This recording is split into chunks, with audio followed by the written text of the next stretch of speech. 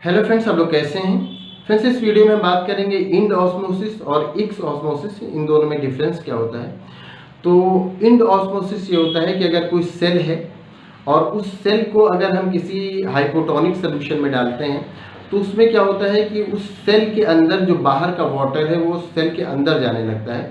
तो इसी जब सेल के अंदर जाता है तो इसको कहा जाता है इंड ऑस्मोसिस। इसका उल्टा अगर हो कि अगर हम किसी सेल को किसी हाइपरटोनिक सोल्यूशन में डालते हैं तो फिर उसमें ये होता है कि सेल के अंदर से वाटर बाहर की तरफ जाने लगता है, तब इसको एक्स ऑस्मोसिस कहा जाता है। अब इसको हम समझ लेते हैं कि हाइपरटोनिक और हाइपोटोनिक सोल्यूशन, अगर आप ये टर्म नहीं समझ पाए तो अगर कोई सेल है उसको हम किसी ऐसे सोल्यूशन में डालते हैं जिस सोल्यूशन में उस सेल के अंदर जो इन्वायरमेंट है, जिस तरह का जो कंसंट्रेशन है उससे ज़्यादा डाइल्यूट जो बाहर का सोल्यूशन है वो है। एक सोल्यूशन हमने लिया, उसमें वाटर बहुत ज़्यादा है और हमने उसमें सेल को डाल दिया और सेल में उतना ज़्यादा वाटर नहीं है, उसके अंदर का जो कंसंट्रेशन, उसके अंदर का जो इन्वायरमेंट है वो कंसंट्रेट है और बाहर का जो हमने वाटर है उसका वो डाइल्यूट है। तो अब बाहर वाटर का कंसंट्रेशन ज़्यादा है, सेल के अंदर वाटर का कंसंट्रेशन कम।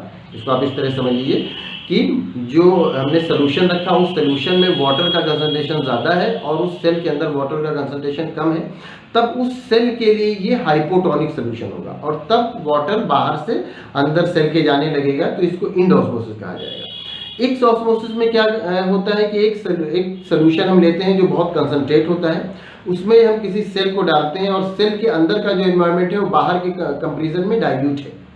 मतलब ये कि जो बाहर का सोल्यूशन है उसमें वाटर का कंसंट्रेशन कम है और जो सेल है उसके अंदर वाटर का कंसंट्रेशन ज़्यादा है। तो अब अंदर से वाटर बाहर की तरफ आने लगेगा, सेल के अंदर से बाहर की तरफ आने लगेगा, तब इसको कहा जाएगा एक्स ऑस्मोसिस। तो इंड ऑस्मोसिस में वाटर अंदर की तरफ जा रहा है, एक्स ऑस्मोसिस में वाटर बाहर की तरफ जा रहा है। तो यही दोनों में डिफरेंस होता है, इंड ऑस्मोसिस और एक्स ऑस्मोसिस। उम्मीद करते हैं ये वीडियो आपके लिए इन्फॉर्मेटिव होगी। Thank you.